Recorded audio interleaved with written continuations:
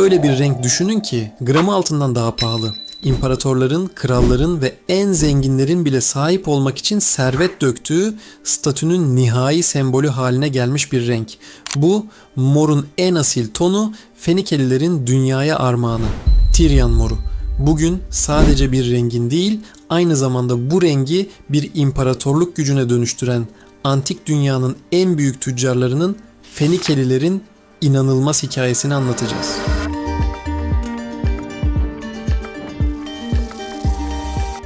Bir avuç deniz salyangozundan doğan bir ticaret imparatorluğunun modern finans ve alfabenin temellerini nasıl attığını keşfedeceğiz. Akdeniz'in doğu kıyılarında, bugünkü Lübnan topraklarında yaşayan Fenikeliler aslında tek bir ulus değildi. Sur, Sayda, Biblos gibi bağımsız şehir devletlerinden oluşan bir medeniyetti. Onları birleştiren şey ise kan bağından çok daha güçlüydü. Deniz ve ticaret. Gemileri Akdeniz'in dört bir yanına yelken açıyor, Mısır'dan tahıl, Kıbrıs'tan bakır, Anadolu'dan kereste taşıyorlardı. Ama onları diğerlerinden ayıran, onlara eşsiz bir zenginlik ve güç kazandıran asıl şey Murex brandaris adındaki küçük bir deniz salyangozunda saklıydı. Bu mütevazı deniz canlısı tarihin en aranan lüks ürünlerinden birinin kaynağıydı. Fenikeliler bu salyangozların bezlerinden salgıladıkları renksiz bir sıvıyı karmaşık bir işlemden geçirerek o efsanevi mor rengi elde etmeyi başarmışlardı. Süreç inanılmaz derecede zahmetli ve zordu.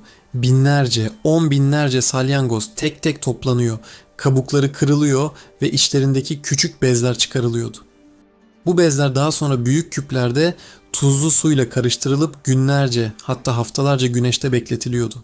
Bu fermantasyon süreci sırasında ortaya çıkan koku o kadar dayanılmazdı ki antik yazarlar bu boya atölyelerinin şehirlerin en ücra köşelerine, rüzgarın estiği yönün tersine kurulduğunu anlatır. Binlerce salyangozun çürümesiyle ortaya çıkan bu koku adeta zenginliğin kokusuydu. Çünkü 12.000 salyangozdan sadece 1,5 gram saf boya elde edilebiliyordu. Bu miktar bir toganın sadece kenar süslemesini boyamaya yetiyordu. 1 gram saf Tiryan moru boyası aynı ağırlıktaki altından kat be kat daha değerliydi. Bu inanılmaz nadirlik ve zahmetli üretim süreci rengin fiyatını astronomik seviyelere taşıyordu. Fenikeliler bu değerli bilginin farkındaydı ve onu bir devlet sırrı gibi korudular. Boyanın üretim formülü nesilden nesile sadece belirli aileler ve ustalar arasında aktarıldı.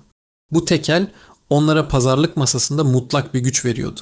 Diğer medeniyetler bu rengi taklit etmeye çalışsalar da hiçbiri Fenikelilerin elde ettiği o canlı, kalıcı ve güneş ışığında renk değiştiren büyülü tonu yakalayamadı. Tiryan moru yıkandıkça solmak yerine daha da parlaklaşıyordu. Bu onu sadece zenginliğin değil, aynı zamanda kalıcılığın ve gücün de sembolü haline getirdi.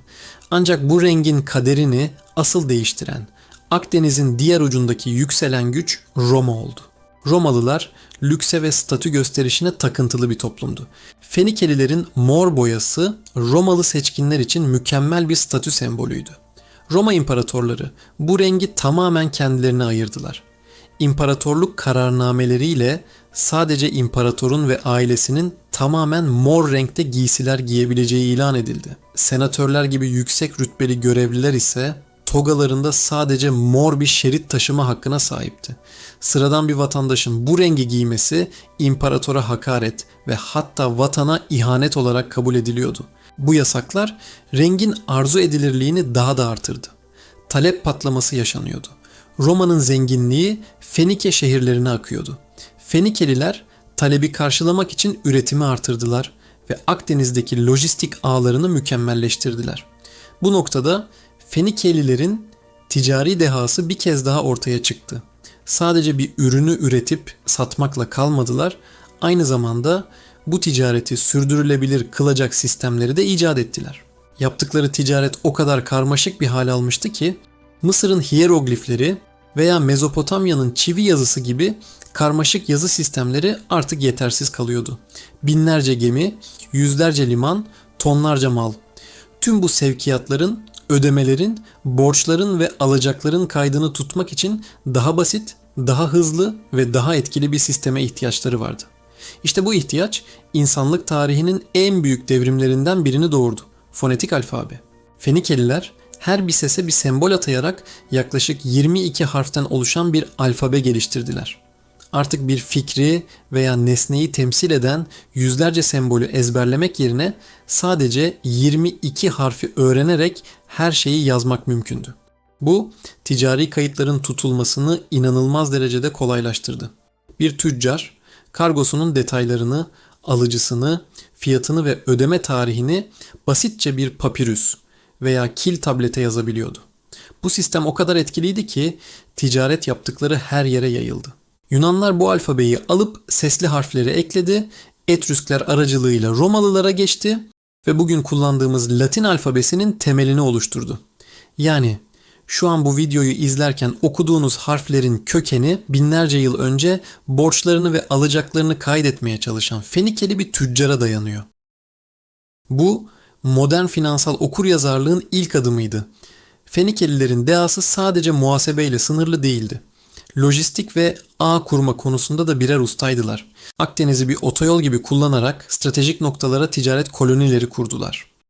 Bu koloniler sadece birer pazar yeri değil, aynı zamanda hammadde kaynağı, onarım merkezi ve devasa birer depo işlevi görüyordu. En ünlüsü Kuzey Afrika kıyısındaki Kartaca'ydı. Kartaca zamanla kendi başına bir imparatorluk haline gelecek kadar büyüdü ve güçlendi. Fenikeliler bu koloniler ağı sayesinde ürünlerini Akdeniz'in en ücra köşelerine kadar ulaştırabiliyor. Aynı zamanda gittikleri yerlerden gümüş, kalay gibi değerli madenleri toplayarak geri getiriyorlardı. Bu sistem riskin dağıtılması anlamına da geliyordu. Bir gemi fırtınada batarsa veya korsanlar tarafından yağmalanırsa tüm yatırım kaybolmuyordu. Çünkü yüzlerce gemi ve düzinelerce koloni bu devasa ticaret makinesinin çarklarını döndürmeye devam ediyordu. Bu modern portföy yönetiminin ve tedarik zinciri yönetiminin ilkel bir versiyonuydu. Tek bir ürüne yani mora olan bağımlılıklarını farklı ürünler ve pazarlarla çeşitlendirerek dengelediler. Ancak her yükselişin bir düşüşü vardır. Roma İmparatorluğu'nun zayıflaması ve sonunda batıda yıkılmasıyla mor boyanın en büyük müşterisi ortadan kalktı. Ardından gelen istilalar ve Akdeniz'deki ticaret yollarının güvensiz hale gelmesi Fenike şehirlerinin ekonomik gücünü zayıflattı. 7. yüzyıldaki Arap fetihleri ve 1453'te İstanbul'un fethiyle Doğu Akdeniz'deki ticaret dengelerinin tamamen değişmesi Tiryan moru üretiminin de sonunu getirdi. O karmaşık üretim bilgisi zamanla unutulup gitti. Bir zamanlar imparatorluklar kuran o efsanevi renk, tarihin tozlu sayfaları arasında kayboldu. Bugün Fenikelilerden geriye kalanlar sadece arkeolojik kalıntılar değil, onların mirası her gün kullandığımız alfabe de küresel ticaretin temel prensiplerinde ve bir fikrin, bir inovasyonun nasıl bir medeniyeti zirveye taşıyabileceğinin ilham verici hikayesinde yaşıyor. Bir avuç salyangozdan yola çıkarak bir ticaret imparatorluğu kuran, muhasebeyi ve lojistiği icat eden bu inanılmaz halkın öyküsü, girişimciliğin ve zekanın zamana meydan okuyan gücünün en büyük kanıtıdır. Tarihin finansal dersleriyle dolu bu yolculukta bize katıldığınız için teşekkürler. Katıl abonesi olarak içerik üretim sürecime destek olabilirsiniz. Bir sonraki videoda görüşmek üzere, hoşça kalın.